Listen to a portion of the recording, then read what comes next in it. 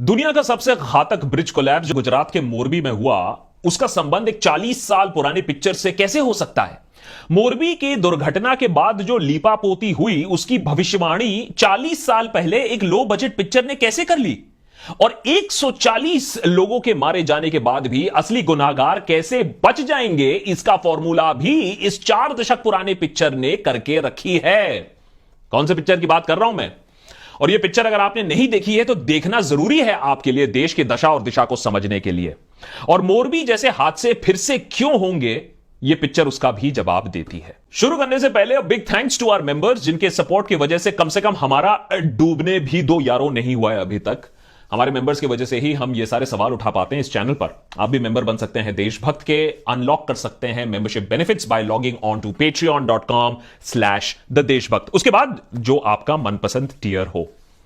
आज movie review नहीं करेंगे देशभक्त पर, लेकिन हमारे सोसाइटी, हमारी मीडिया और हमारे पॉलिटिक्स का रिव्यू और रोस्ट जरूर करती है जाने भी दो यारों। 1983 में रिलीज हुई, नसरुद्दीन शाह, रवि बासवानी, सतीश शाह, ओम पुरी, पंकज कपूर, नीना गुप्ता स्टारर ये पिक्चर, जिसको बनाया गया था 7,25,000 के बजट के ऊपर। जी हां, ये शू स्ट्रिंग का भी शू स्ट्रिंग बजट है। 7,25,000 के बजट पर यह पिक्चर बनाया गया था। और मजे की बात यह है कि करप्शन पर आधारित सरकार और सिस्टम को कोसती टोकती यह पिक्चर, इसको खुद नेशनल फिल्म्स डिवीजन कॉरपोरेशन ने फंड किया था। गजब की फकीरी थी उस समय सरकार में।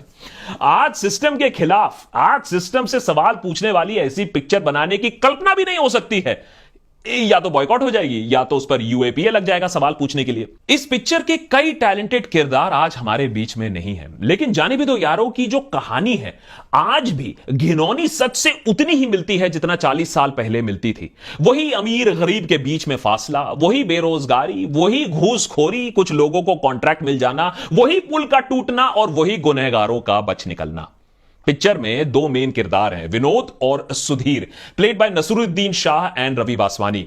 वो उसी बीमारी से जूझ रहे थे जो आज भी काफी फैली हुई है। अरे यार एडिटर, ये कोविड की बीमारी की बात नहीं कर रहा हूं मैं बात कर रहा हूं बेरोजगारी और भूखमरी की बीमारी, जो उस समय भी चरम सीमा पर थी। कुछ पैसे कमाने के लिए ये 2 जाते हैं शोभा के पास, जो होती है एडिटर ऑफ खबरदार मैगजीन, जो बड़े बड़े लोगों का पर्दाफाश किया करती थी। लेकिन बाद में खबरदार मैगजीन और एडिटर शोभा का जो सच निकलता है वो कुछ और ही होता है। शोभा और खबरदार मैगजीन का मेन मकसद होता है तरनेजा जैसे अमीर, पावरफुल लेकिन करप्ट बिल्डर्स को एक्सपोज करना। Tarneja brilliantly played by Pankaj Kapoor, वो वही करते हैं, वही कहते हैं जो आज के बिल्डर्स भी करते हैं, दूसरे का नुकसान और अपना फायदा। तरनेजा बिना खौफ कंस्ट्रक्शन रूल्स तोड़ता है, क्योंकि उसका मानना है कि कानून आम आदमी के लिए होता है, तरनेजा के लिए नहीं। आज भी कोई बिल्डिंग या ब्रिज गिरता है तो टिकट क्लर्क और छोटा मोटा कॉन्ट्रैक्टर जेल जाता है, लेकिन 40 साल पहले क्रेन के ऊपर कैमरा को माउंट करके कुंदन शाह ने बेहतरीन तरीके से दिखाया था कि बिल्डर और नेता की जो सौदेबाजी होती है वो कैसे होती है, कैसे रूल्स और लोगों की जानों को ताक पे रखा जाता है और फिर सौदेबाजी की जाती है। बिल्डिंग कितना ऊंचा हो, ब्रिज का कॉन्ट्रैक्ट कैसे मिलता हो। भाई ब्रिज बाद में टूटे, बिल्डिंग बाद में टूटे, पैसा कम से कम तो बन ही गया ना, और ये लोग पकड़े नहीं जाते हैं। तरनेजा को यह सारा इलीगल काम करने देता है commissioner D'Mello, played by Satish Shah. D'Mello को चाहिए पैसा, बहुत सारा पैसा, स्विट्जरलैंड का केक भी चाहिए और प्रिया का प्यार। डिमेलो बाहर से बोलता है ना खाऊंगा ना खाने दूंगा, लेकिन अंदर से वो तलरेजा का राइवल आहूजा से भी माल खाता है और फिर 4 फ्लाईओवर का कॉन्ट्रैक्ट किसी और को दे देता है। तलरेजा ये डबल क्रॉस को टॉलरेट नहीं कर पाता है कि मुझसे पैसा भी लिया और मुझे कॉन्ट्रैक्ट भी नहीं दिया, और वो खुद कमिश्नर को ठिकाने लगाने का फैसला कर लेता है। लेकिन इत्तेफाक से विनोद के पास वो तस्वीर आ जाती है जिसमें तलरेजा कमिश्नर डिमेलो को गोली मार रहा होता है। लेकिन इससे पहले कि विनोद और सुधीर उस लाश तक पहुंचे, उस सबूत तक पहुंचे, तलरेजा के लोग लाश को गायब कर लेते हैं। अब आम इंसान का क्या है, उसकी तो डेस्टिनी खराब है, उसका किस्मत कभी साथ नहीं देती है। लेकिन तलरेजा जैसे पूंजीपति हैं, वो कभी अमीर, फिर मेगा अमीर और सुपर अमीर बन जाते हैं। जैसा कि तलरेजा के साथ भी हुआ, रिपोर्टर उनसे सवाल पूछते वक्त यह बात कहता भी है, 80 करोड़ की इस भारत की भाग्य रेखा 10,000 से भी कम अमीर लोगों के हाथ में है। 40 साल बाद भी ये 80 करोड़ और 10,000 का जो रेशियो है ना, वो सेम है, पॉपुलेशन बदली है लेकिन रेशियो वही का वही है। अभी भी अमीर और गरीब के बीच में उतना ही फासला है और फासला एक्चुअली बढ़ रहा है। जब तनेजा डिमेलो पुल का उद्घाटन कर रहा होता है तब सुधीर और विनोद को समझ में आता है कि डिमेलो को तनेजा ने ही मार डाला है और शायद पुल के नीचे ही गाड़ा है। वो दोनों डिमेलो की बॉडी फिर फ्लाईओवर के नीचे से खोद निकालते हैं और फिर उसकी फोटो भी खींचते हैं और पहली बार उनको यकीन होता है, उनको लगता है हम होंगे कामयाब, कि अब सच्चाई की जीत होगी, बुराई की हार होगी, सच सामने आएगा। लेकिन अचानक डिमेलो की लाश गायब हो जाती है और विनोद और सुधीर के पास सिर्फ सबूत के नाम पर वो फोटोग्राफ्स बच के रह जाते हैं। ऊपर से एक पुलिस कांस्टेबल वहां आता है, उन्हें पुलिस स्टेशन ले जाने की धमकी देता है, पूछता है कि इतने रात भर तुम लोग यहां ब्रिज के नीचे क्या कर रहे हो, और वो विनोद से उसके ट्रेन के पैसे भी छीन लेता है। पिक्चर में एक बहुत आइकॉनिक सीन है, विनोद के पास घर जाने के लिए पैसे नहीं है लेकिन वो सुधीर को बोलता है कि वो टिकटलेस सफर नहीं करेगा ट्रेन में क्योंकि ये गैर कानूनी है। वो कहता है तनेजा खून कर सकता है, वो कानूनी है, पुलिस वाला उसका जेब काट सकता है, वो कानूनी है, लेकिन आम इंसान के लिए रूल्स कुछ और ही होते हैं। लेकिन विनोद को सबसे बड़ा झटका तब लगता है जब एडिटर शोभा की सच्चाई उसके सामने आती है। जिस शोभा को वो अपना दिल दे चुका होता है वही शोभा उसका बस इस्तेमाल कर रही होती है और तनेजा के खिलाफ जैसे ही सबूत उसके हाथ लगते हैं वो उसे ब्लैकमेल करना चाहती है, पैसे कमाना चाहती है। समाज सेवा और पत्रकारिता तो बस दिखावा था। आज पता चल गया शोभा जी कि आप में और तनेजा में कोई फर्क नहीं है। इस ट्विस्ट के साथ जाने भी दो यारों की स्टोरी लाइन में बिल्डर, पॉलिटिशियन और मीडिया के बीच में जो नेक्सस है वो पूरी तरीके से एक्सपोज हो जाती है। 40 साल बाद भी आपने बिल्डर्स के खिलाफ कितने इन्वेस्टिगेटिव रिपोर्ट्स देखे हैं?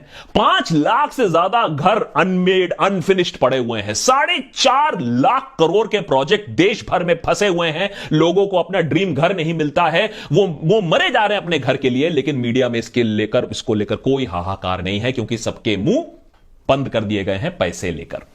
झूठ और फरेब की जो पुल Taneja in the meantime बना रहा था वो आखिरकार टूट ही जाती है जब नया नवेला इनॉग्रेटेड डिमेलो फ्लाईओवर टूट के ध्वस्त हो जाता है। पुल टूटा क्यों? इसलिए नहीं क्योंकि उस पर लोग चढ़ गए थे या उसे हिलाने की कोशिश कर रहे थे, बल्कि इसलिए हम सीमेंट में रेत मिलाते हैं, वो तो रेत में सीमेंट मिलाता है। लेकिन आपको क्या लगा इस ब्रिज के टूट जाने के बाद तनेजा पकड़ा जाएगा? इंसाफ होगा? तनेजा ने न्यूज चैनल्स को बताया कि यह एक साजिश है, यह साबोटाज है, किसी ने ब्रिज को गिराया है, उसे ब्लैकलिस्ट करवाने के लिए इसकी खोज होनी चाहिए। पिक्चर की क्लाइमैक्स होती है कमिश्नर डिमेलो के बॉडी को लेकर।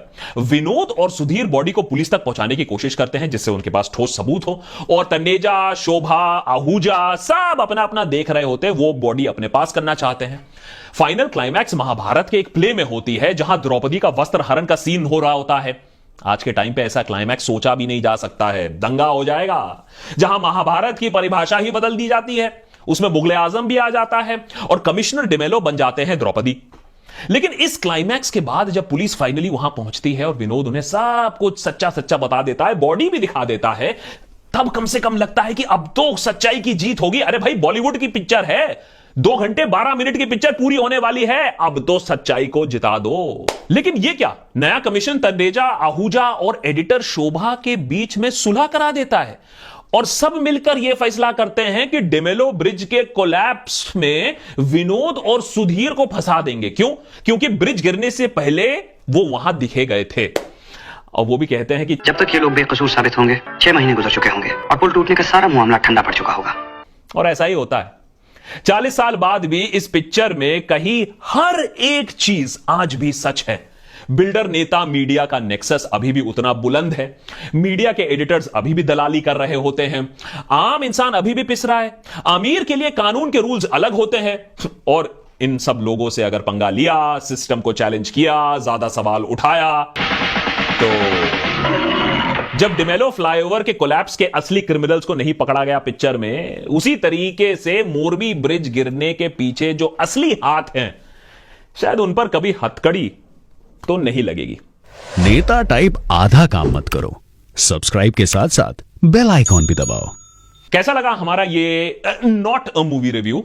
हमारे पूरे टीम ने इसे बहुत प्यार से बनाया है, बहुत दिल से बनाया है। तो अगर पसंद आया तो जरूर इसे शेयर करिए, चैनल को सब्सक्राइब करिए, और अगर ऐसे और आपको पोल खोल रिव्यूज चाहिए तो इस एपिसोड में कम से कम एडिटर क्या पिचहत्तर हजार लाइक्स तो होने चाहिए। अरे आजादी का 75वां साल है, अमृत महोत्सव है, 75,000 लाइक्स तो चाहिए। जल्दी जल्दी दबाओ, लाइक बटन दबाओ, उसको शेयर करो। हां, इस एपिसोड को जाने भी मत दो यारो। जवाब पूछो मोरबी ब्रिज के बारे में कि क्यों हुआ और इसके पीछे सच्चे जिम्मेदार कौन है। और अगर ऐसी आपको पॉलिटिकल सटायर की सबसे अमेजिंग मूवी देखनी है तो जरूर देखिएगा किस्सा कुर्सी का, इंटरनेट पे आराम से मिल जाएगी। हमने इस पर रिव्यू भी किया हुआ है देशभक्त पर, उसे भी जरूर देखिएगा।